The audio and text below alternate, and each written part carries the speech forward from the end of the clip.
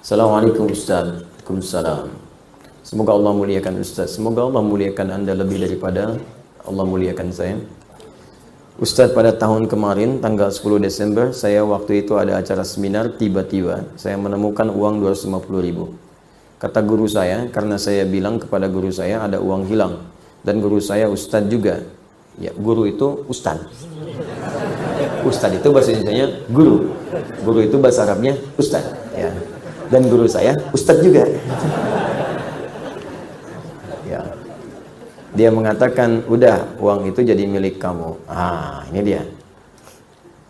Karena saya tidak tahu ilmunya, saya pakailah uang itu. Ya. Sebagian disodakohkan. Iya, rumus. Sodakohnya kurang lebih berapa ini? 20.000, 70.000. Kelihatannya sih berapa ini Mas? 70.000.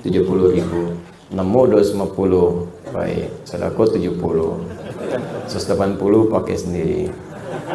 Sisanya dipakai oleh saya. Bagaimana Ustaz hukumnya? Apakah saya berdosa? Baik. Salam kanggo Ustaz di Kongosong. Baik. Harta temuan itu kalaupun ingin diambil, sebelum diambil dipertimbangkan dulu resiko. Ada dua cara. Pertama, ditinggalkan, tetap di tempatnya. Kalau memang kita tak mampu mengembalikan pada pemiliknya. Karena hukum pertama barang temuan itu dikembalikan pada pemilik, bukan digunakan. Apapun itu, nemu tas, nemu dompet, ya, nemu uang dan sejenisnya sekiranya berharga. Kalau kotoran nggak usah, gitu kan? Yang sekiranya berharga. Ciliwung nemu sesuatu, ya itu biarin aja itu mah ya. Nah, ini yang kiranya berharga. Kalau Anda sudah dapatkan itu, yang Anda temukan, maka hukum pertama, jika punya kemampuan dan Anda ingin mengambilnya, maka kewajiban langsung melekat kepada Anda untuk mengembalikan pada pemiliknya. Kalau tak punya kemampuan, ada dua pilihan. Imam meninggalkan itu supaya resiko beban tidak berpindah kepada Anda. Atau yang kedua, Anda infokkan pada orang lain yang mungkin lebih tahu dan lebih mampu untuk mengembalikan itu. Biasanya di sini ada pihak berwajib. Ya, sini ada saudara kita, misalnya ada Pak Eli, ada yang lain. Kembalikan lewat orang atau yang punya kemampuan, punya instrumen untuk melacak itu.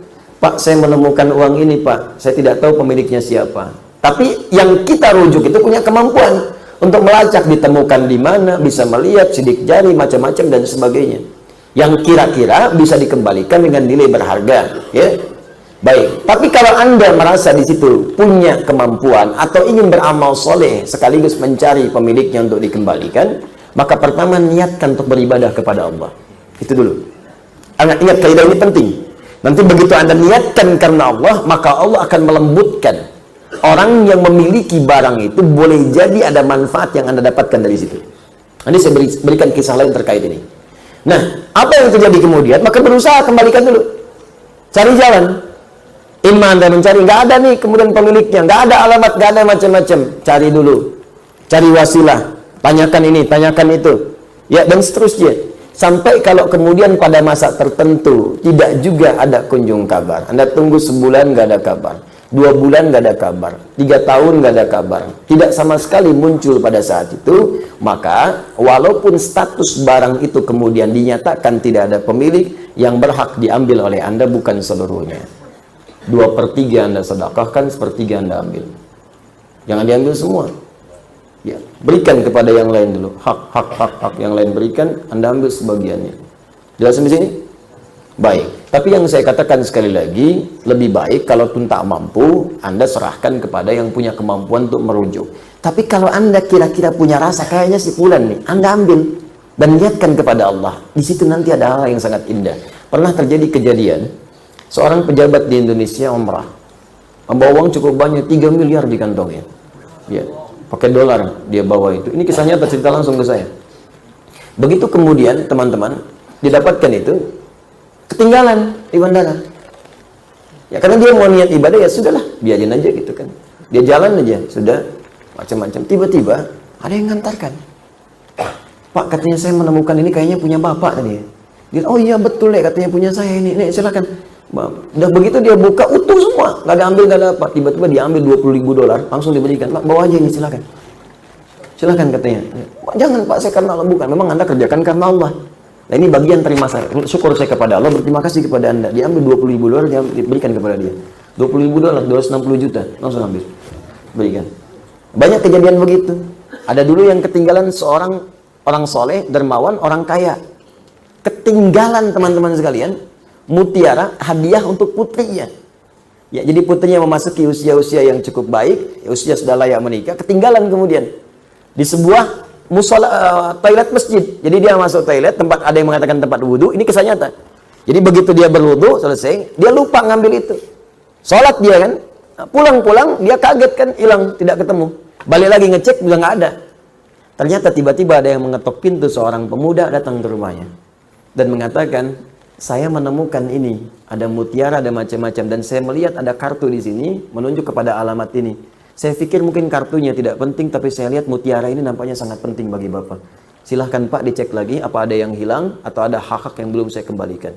Begitu dibuka semuanya utuh. Apa yang terjadi? Dipanggil putrinya. Ketika dipanggil putrinya, dia katakan, nak, Bapak ingin memberikan hadiah ini tapi tertinggal tadi di musola, tiba-tiba datang seorang pemuda mengembalikan ini. Pemuda ini boleh jadi bukan mutiaranya yang penting, tapi pemuda ini yang dikirimkan oleh Allah menjadi bagian hadiah untukmu.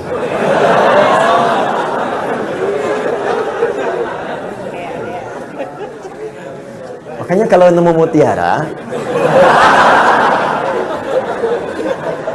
jangan dijual ke pasar lah. Cari pemiliknya dulu, cari pemiliknya. Ya, dia siapa tahu dia masih punya cucu, masih SD. Memang untuk dia. Mungkin jodohnya anak antum di kemudian hari. Bangun jadi kekerabatan, jadi teman kan. Mungkin pemilik perusahaan, mungkin macam-macam. Jadi bagian yang mungkin Allah datangkan rezeki di situ. Jelas ya? Terus kasus yang tadi bagaimana Ustaz? Anda ambil 70.000. Ya. Maaf, Anda berikan 70.000. Banyak kan Anda ngambilnya. Ya. 250.000. 250.000 bagi 3 berapa? Ayo cepat. Cepat tuh Joni.